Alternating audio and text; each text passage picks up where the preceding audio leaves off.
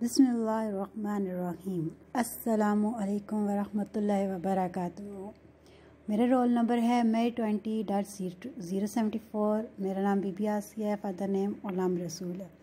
مجھے شعبہ عربی بہاؤالدین زکریا یونیورسٹی کا ڈپلومہ ترجمہ قرآن کے حوالے سے جو اللہ تعالیٰ کا صفاتی نام ملا ہے وہ ہے الرزاق۔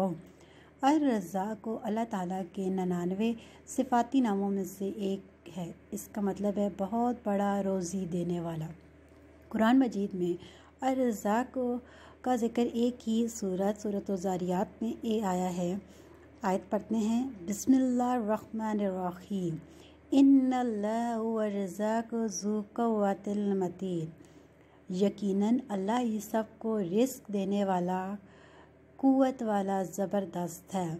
قرآن مجید میں یہ وہ واحد صورت ہے جس میں صرف الرزاق کا ذکر ہے۔ اس کے علاوہ قرآن مجید کی مختلف آیات میں اللہ تعالیٰ سے رزق ملنے اور اس کا اللہ تعالیٰ کے ہاں ذمہ ہونے کا ذکر ہے۔ آئیے کچھ آیات اور ان کا ترجمہ دیکھتے ہیں۔ وَمَا مِن دَابَّةٍ فِي الْأَرْضِ إِلَّا عَلَى اللَّهِ رِزْقُهَا وَيَعْلَمُ مُسْتَقَرَّهَا وَمُسْتَوْدَعَهَا كُلٌّ فِي كِتَابٍ مُبِينٍ۔ اور زمین میں کوئی چلنے والا جاندار نہیں مگر اس کا رزق اللہ ہی کے ذمہ ہے، اور وہ اس کے قیام اور اس کے دفن کیے جانے کی جگہ کو جانتا ہے۔ سب کچھ ایک کھلی کتاب میں درج ہے۔ اس آیت میں سے ہمیں یہ بات پتہ چلتی ہے کہ رزق اللہ تعالیٰ کے ذمہ ہے۔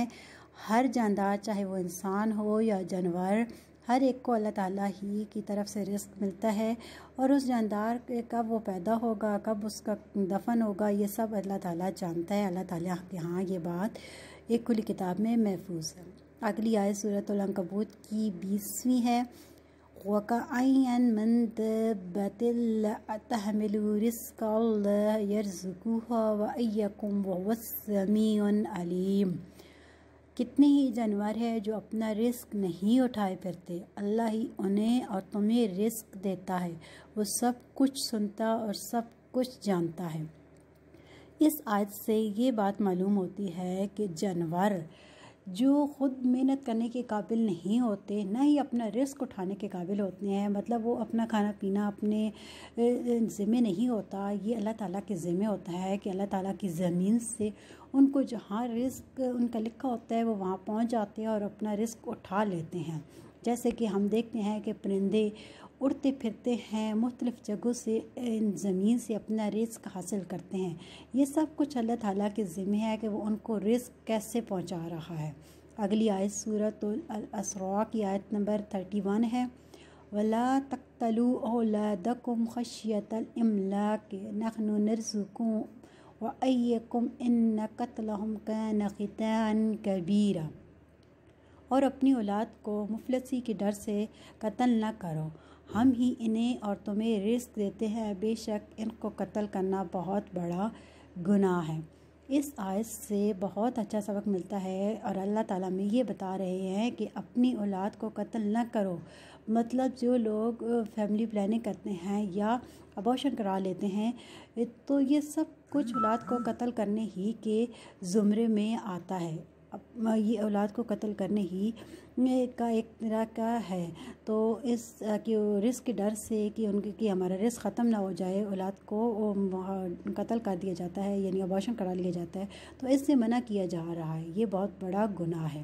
اگلی آیت سورۃ یونس کی آیت نمبر 31 ہے، قُلْ مَن يَرْزُقُكُم مِّنَ السَّمَاءِ وَالْأَرْضِ أَمَن يَمْلِكُ السَّمْعَ وَالْأَبْصَارَ وَمَن يُخْرِجُ الْحَيَّ من المیت ویخرج المیت من الحی ومن یدبر الامر فسیکون اللہ فقل افلا تتقون۔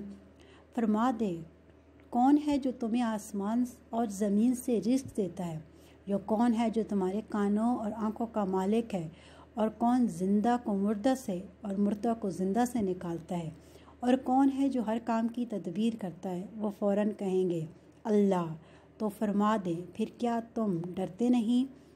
اس آیت سے ہمیں بہت اچھا سبق ملتا ہے کہ ہر چیز کا ذمہ اللہ تعالیٰ کے ہاں ہے، چاہے وہ رزق ہے، چاہے مرنے کی بات ہے یا زندہ ہونے کی بات ہے، سب کچھ اللہ تعالیٰ کے ہاں محفوظ ہے، اور ہمیں اللہ تعالیٰ سے ڈرتے رہنا چاہیے۔ ساری چیزیں اللہ تعالیٰ کی ہی ذمہ ہیں۔ اس کے بعد ہم اگلی آیت دیکھتے ہیں جو سورۃ العنکبوت کی آیت نمبر 17 ہے۔ انما تعبدون من دون اللہ اوثانا وتخلقون افکا ان الذین تعبدون من دون اللہ لا یملکون لکم رزقا فابتغوا عند اللہ الرزق واعبدوا واشکروا لہ الیہ ترجعون۔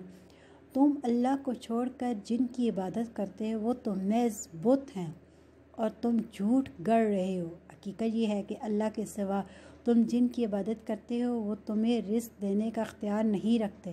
اللہ سے رزق مانگو اور اسی کی بندگی کرو اور اسی کا شکر ادا کرو، تم اسی کی طرف پلٹ کر جانے والے ہو۔ اس آیت میں اللہ تعالیٰ سے رزق مانگنے کی بات ہے، یعنی بت وغیرہ کی پوجا نہیں کرنی چاہیے، وہ تو ایک مطلب جھوٹ ہے۔ وہ خود رزق نہیں حاصل کر سکتے، نہ ہی تمہیں رزق پہنچا سکتے ہیں، صرف اللہ سے رزق مانگنا چاہیے۔ اگلی آیت سورۃ النحل کی آیت نمبر 74 ہے۔